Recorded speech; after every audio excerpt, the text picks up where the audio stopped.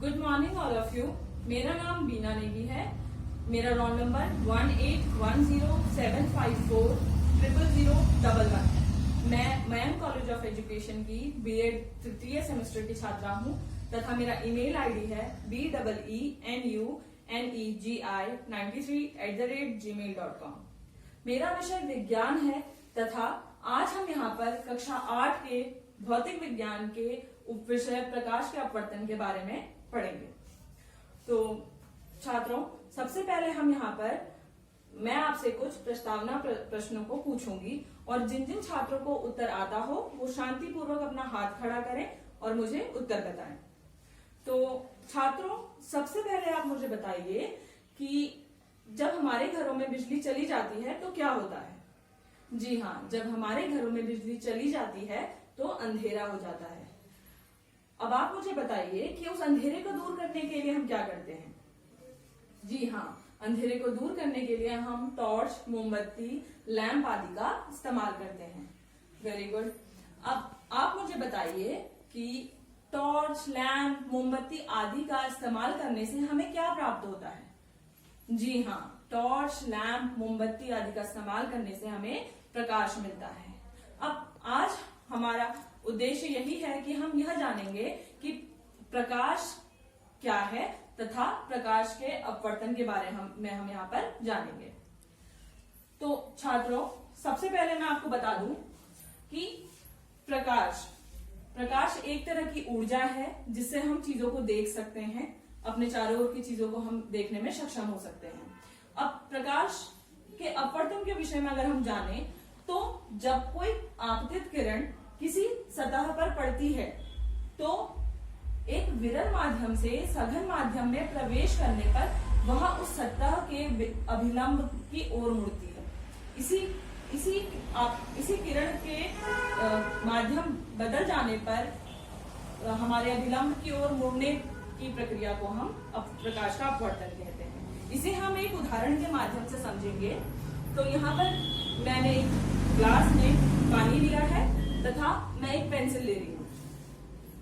अब जैसा कि आप जानते हैं, हवा हमारी जो वायु है वो एक विरल माध्यम है तथा जो पानी है वो हमारा सघन माध्यम है।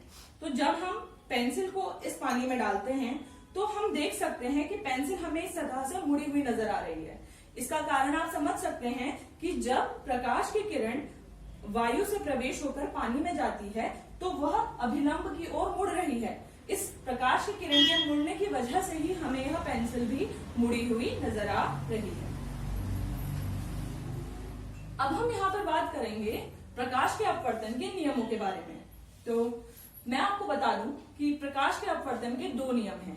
पहला नियम कहता है कि जो आपतित किरण है तथा जो अपवर्तित किरण है और जो इस सतह पर अभिलंब है, ये तीनों ही एक ही सतह पर मिलते हैं।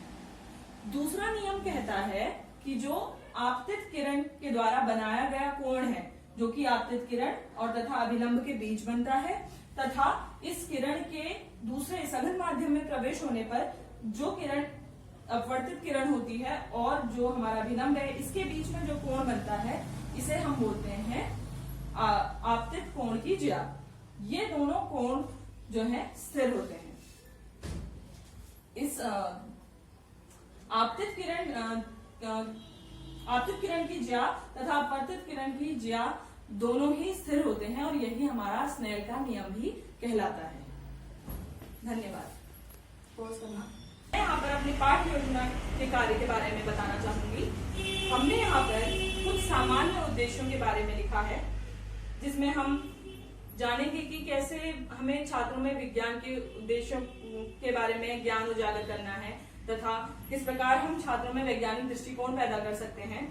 उसके बाद हमने इसके कुछ विशिष्ट उद्देश्यों के बारे में लिखा है और उसमें प्रयुक्त होने वाली सहायक सामग्री, छात्रों में प्रकाश के विषय में क्या पूर्व ज्ञान होगा उसके बारे में, तथा इसके बाद हमने कुछ प्रस्तावना प्रश्नों को लिखा है यहाँ पर। इसके बाद हमने अपना उद्देश्य कथन लिखा है और तथा इसके बाद हमने कुछ विकासात्मक प्रश्नों के साथ छात्रों को प्रकाश के अपवर्तन के विषय में व्याख्या विधि के माध्यम से समझाया है। यहाँ पर हमने आपने चित्र के माध्यम से दर्शाया है कि कैसे प्रकाश की अपवर्तित किरण किसी विरल माध्यम से सघन माध्यम में प्रवेश करते वक्त किस प्रकार अभिलंब की तरफ मुड़ जाती है। इसके बाद हमने प्रकाश के अपवर्तन के नियमों के बारे में लिखा है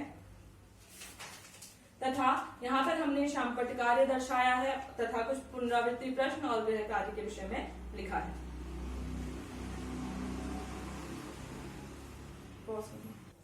जैसा कि आप सभी अभी जानते हैं कि कोरोना महामारी चल रही है तथा मैं आपको ये बताना चाहूंगी कि मैं कॉलेज के पास में रूम लेके रहती थी, लेकिन लॉकडाउन होने की वजह से मैं वहां पर जाकर अपनी फाइनल लेसन प्लान डायरी नहीं ला पाई हूँ, जो फाइनल मेरी लेसन प्लान का काम था, क्योंकि मैं बागेश्वर जिले में हूँ। और तो इसलिए मैंने यह पाठ्य योजना कार्य दोबारा से एक दूसरी कॉपी में किया हुआ है।